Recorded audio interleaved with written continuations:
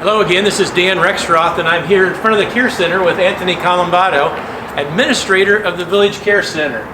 And we just wanted to be kind of a man on the street out today because we thought residents would be interested in hearing what's going on all around the village. So we're here at the Village Care Center. We're going to talk a little bit about what's happening at the Village Care Center with really our most vulnerable residents, those that we most need to protect, but also those that we need to connect with and have connections with their families. So we're here to talk to Anthony about that. And first of all, Anthony, let's talk a little bit about the precautions we're taking.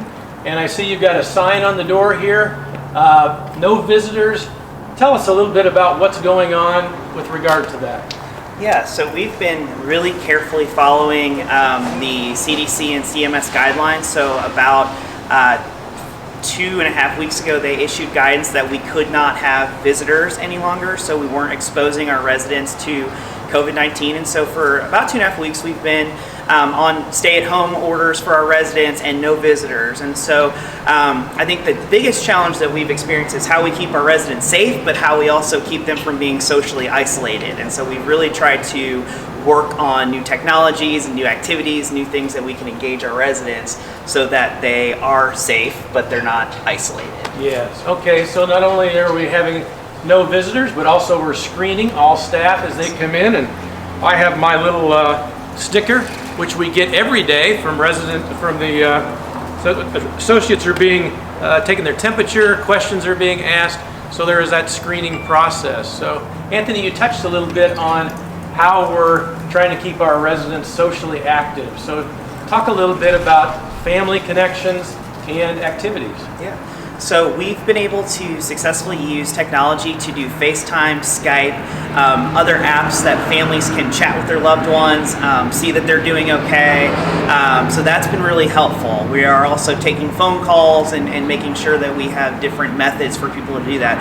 We are working on developing, it's called Sign Up Genius, so that families can anonymously go and sign up for a specific time slot, and then our activity and social workers can FaceTime them or Skype with them at the time. From an activity standpoint, we really have some very creative folks here. So we've started to do social distance bingo, where we have one person seated at each table, so they're well with a side of 6 feet from one another, which has been great. Bingo is our most popular activity that we have here.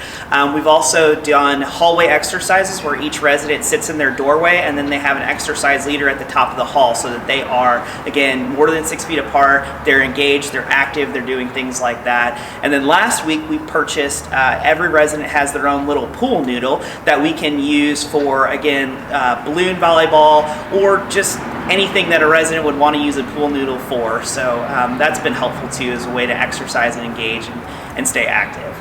So it sounds like the residents are staying busy, staying active, and also connecting with family. And I heard about the activity assistants going into various resident rooms and using Skype so that they can talk with families. And I heard one family in tears because they had really not had that. The resident doesn't have a cell phone, doesn't have a smartphone, and the fact that they were able to see their family member, interact with them on Skype, what a wonderful, wonderful thing. Yeah, and I think that's kind of been the biggest challenge for us. You know, we were very prepared for this from a physical standpoint, and we've done infection control, for however many years that infection control has been a thing.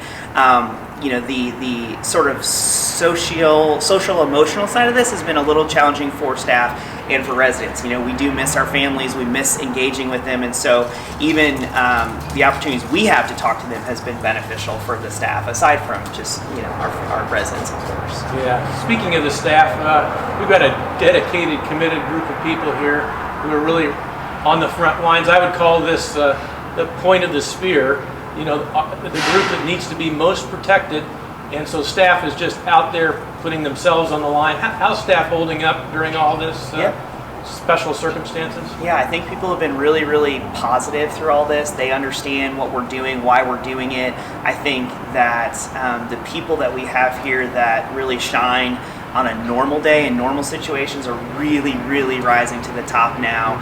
and doing everything they can to make sure that our residents are safe and protected and engaged. I mean, we have nurses that are doing more social stuff than they typically would, and we're all just kind of trying to pitch in the best we can to make sure that we're doing what's right for the resident. We have a running joke around here that at the bottom of all our job descriptions is other duties as assigned, and that's kind of come to the top of our job descriptions now because we're all doing different things than we would normally do in a given day. So certainly. Well, I want to, from the bottom of my heart, say thank you to you and to all the staff here at the Care Center.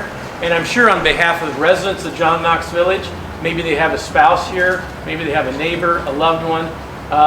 Thank you from our independent living residents for all that you're doing, for all that the staff here is doing, and please convey that to the staff, that we genuinely appreciate them and what they're doing. This is a time when we bind together. Thanks, Anthony. Yeah, thank you, Dan.